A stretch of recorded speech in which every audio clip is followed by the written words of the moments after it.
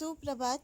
आइए आज हम कक्षा 6 की हिंदी की पुस्तक वसंत भाग 1 का पाठ 6 पार नज़र की इस पाठ के दूसरे भाग को पढ़ना शुरू करते हैं। आप भी मेरे साथ इस पाठ को पढ़ने का अभ्यास करते रहिए। मैं अपने आप को बचा सकता हूँ। खास किस्म के जूतों की वजह से ज़मीन के ऊपर मेरा चलना मुमकिन होता है। ज़मीन के ऊपर चलने फिरने के लिए हमें एक विशेष प्रकार का प्रशिक्षण यानी ट्रेनिंग दिया जाता है। छोटू ये सारी बातें सुन रहा था। पापा आगे बताते हैं छोटू को, एक समय था जब अपने मंगल ग्रह पर सभी लोग ज़मीन के ऊपर ही रहते थे, बगैर किसी के यंत्रों की मदद के, बगैर किसी की खास किस्म की पोशाक की। हमारे पुरखे ज़मीन के ऊपर रहा करते थे, लेकिन धीरे धीरे वातावरण में परिवर्तन आने लगा। कई तरह के जीव धरती पर रहा करते थे, एक के बाद एक सब मरने लगे। इस परिवर्तन की जड़ में था कि सूरज में हुआ परिवर्तन। ये सारा परिवर्तन सूरज में हो रहे परिवर्तन के कारण हो रहा था। सूरज से हमें रोशनी मिलती है, उष्णता यानी गर्मी मिलती है। इन्हीं तत्वों से जीवों का पोषण होता है। सूरज में परिवर्तन होते ही वहाँ का प्राकृतिक संतुलन बिगड़ गया। प्रकृति के बदले हुए रूप का सामना करने में यहाँ के पशु पक्षी, पेड़ पौधे, अन्य जीव अक्षम साबित हुए। केवल हमारे पूर्वजों ने इस स्थिति का सामना किया। अपने तकनीकी ज्ञान के आधार पर हमने ज़मीन के नीचे अपना घर बना लिया। ज़मीन के ऊपर लगे विभिन्न यंत्रों के सहारे हम सूर्य शक्ति, सूरज की रोशनी, और गर्मी का इस्तेमाल करते आ रहे हैं। इन्हीं यंत्रों के सहारे हम यहाँ ज़मीन के नीचे जी रहे हैं। यंत्र सुचारू रूप से चलते रहें, इसके लिए बड़ी सतर्कता बरतनी पड़ती है, बड़ी सावधानी रखनी पड़ती है। मुझ जैसे कुछ चुने हुए लोग इन्हीं यंत्रों का ध्यान रखते हैं। तो छोटू अपने पापा से कहता है, बड़ा हो जाऊंगा तो मैं भी यही काम करूंगा। छोटू ने अपनी मंशा या इच्छा जाहिर की। बिल्कुल, मगर उसके लिए खूब पढ़ना होगा। माँ और पापा की बात सुननी होगी, माँ ने कहा। दूसरे दिन छोटू के पापा काम पर चले गए। देखा तो कंट्रोल रूम का वातावरण बदला बदला सा था। शिफ्ट ख़त्म कर घर जा रहे स्टाफ के प्रमुख ने टीवी स्क्रीन की ओर इशारा किया। स्क्रीन पर एक बिंदु झलक रहा था। वह बताने लगा, यह कोई आसमान का तारा नहीं है, क्योंकि कंप्यूटर से पता चलता है कि यह अपनी जगह अडिग नहीं रहा है। पिछले कुछ घंटों के दौरान इसे अपनी जगह बदली है। कंप्यूटर के अनुसार यह हमारी धरती की तरफ बढ़ता चला आ रहा है।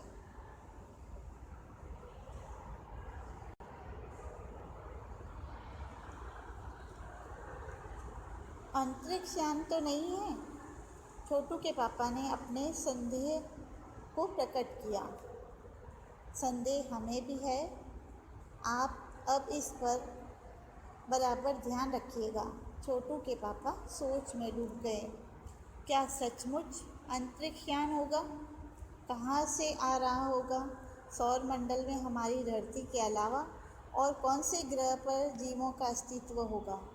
कैसे हो सकता है? और अगर होगा भी तो क्या इतनी प्रगति कर चुका होगा कि अंतरिक्ष यान छोड़ सके? वैसे तो हमारे पूर्वजों ने भी अंतरिक्ष यानों उपग्रहों का प्रयोग किया था, मगर अब हमारे लिए असंभव है। उसके लिए आवश्यक मात्रा में ऊर्जा तो हो।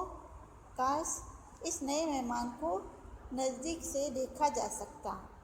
हाँ, अगर वह इसी तरफ आ रहा होगा तब तो यह संभव हो सकेगा। देखें, अब अंतरिक्ष यान से एक यांत्रिक हाथ बाहर निकला। हर पल उसकी लंबाई बढ़ती ही जा रही थी। छोटू के पापा ने अवलोकन किया, यानी ध्यान से देखा। कॉलोनी की प्रबंध समिति की एक सभा बुलाई गई थी। अध्यक्ष में भाषण दे रहे थे कि हाल ही में मिली जानकारी से पता चलता है कि 2 अंतरिक्ष यान हमारे मंगल ग्रह की तरफ बढ़े चले आ रहे हैं। इसमें से एक अंतरिक्ष यान हमारे इर्द गिर्द चक्कर काट रहा है, यानी हमारे चारों ओर घूम रहा है। कंप्यूटर के अनुसार ये अंतरिक्ष यान नज़दीक के ही किसी ग्रह से छोड़े गए हैं। ऐसी हालत में हमें क्या करना चाहिए, इसकी कोई सुनिश्चित योजना बनानी जरूरी है। नंबर 1, आपका क्या ख्याल है? कॉलोनी की सुरक्षा की पूरी जिम्मेदारी नंबर 1 पर थी। उन्होंने कुछ कागज समेटते हुए बोलना आरंभ किया। इन दोनों अंतरिक्ष यानों को जलाकर खाक कर देने की क्षमता हम रखते हैं, मगर इससे हमें कोई जानकारी हासिल नहीं हो सकेगी। अंतरिक्ष यान बेकार कर जमीन पर उतरने पर मजबूर कर देने वाले यंत्र हमारे पास नहीं है। हालांकि अगर ये अंतरिक्ष यान खुद ब खुद जमीन पर उतरते हैं तो उन्हें बेकार कर देने की क्षमता हम में अवश्य है। मेरी जानकारी के अनुसार इन अंतरिक्ष यानों में सिर्फ यंत्र है, किसी तरह के जीव इसमें सवार नहीं है। नंबर 1 की बात सही लगती है। नंबर 2, एक वैज्ञानिक थे। वे बोले, हालांकि यंत्रों को बेकार कर देने में भी खतरा है। इनके बेकार होते ही दूसरे ग्रह के लोग हमारे बारे में जान जाएंगे।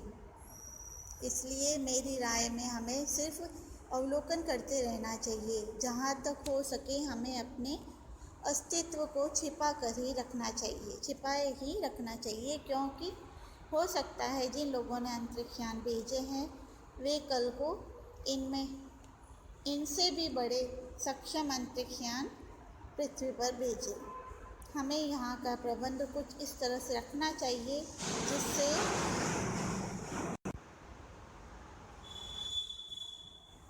जिससे कि इन यंत्रों को यह गलतफहमी हो कि इस ज़मीन पर कोई भी चीज़ इतनी महत्वपूर्ण नहीं है कि जिससे वे लाभ उठा सके। अध्यक्ष महोदय से मैं यह दरख्वास्त करता हूँ कि इस तरह का प्रबंध हमारे यहाँ किया जाए। नंबर 3, सामाजिक व्यवस्था का काम देखते थे। उनकी बात के जवाब में अध्यक्ष कुछ बोलने ही जा रहे थे कि फ़ोन की घंटी बजी। अध्यक्ष ने चौंगा उठाया।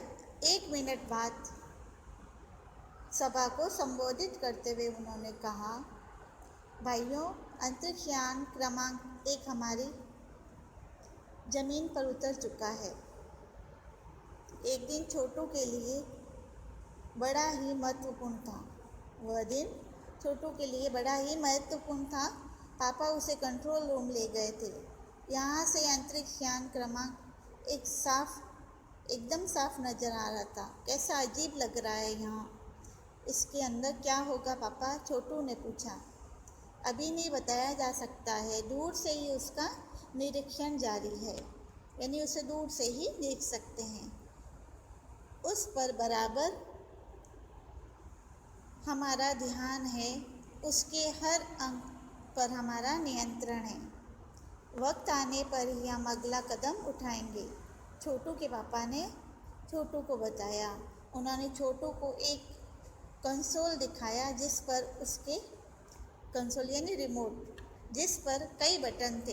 एक अंतरिक्ष यान से एक यांत्रिक हाथ बाहर निकला। हर पल उसकी लंबाई बढ़ती ही जा रही थी। शायद ज़मीन तक पहुंचकर मिट्टी उकेर लेना चाहता था।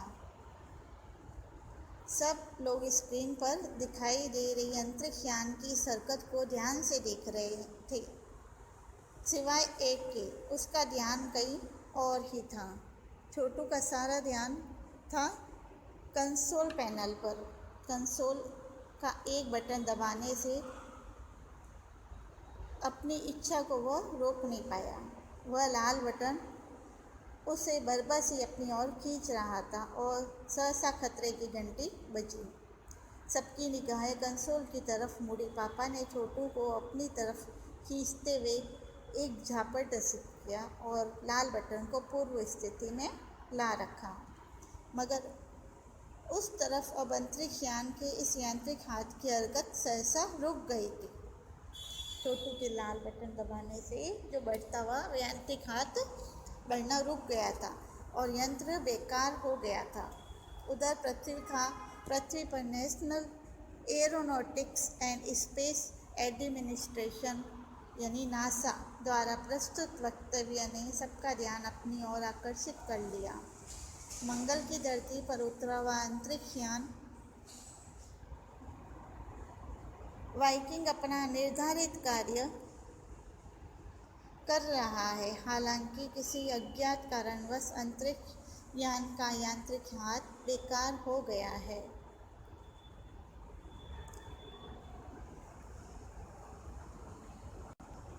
नासा के तकनीशियन इस बारे में जांच कर रहे हैं तथा इस यांत्रिक हाथ को दुरुस्त करने का भी प्रयास जारी है।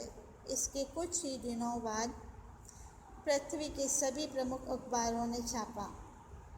नासा के तकनीशियनों को रिमोट कंट्रोल के सहारे वाइकिंग को दुरुस्त करने में सफलता मिली है। यांत्रिक हाथ ने अब मंगल की मिट्टी के विभिन्न नमूने इकट्ठे करने का भी काम आरंभ कर दिया है।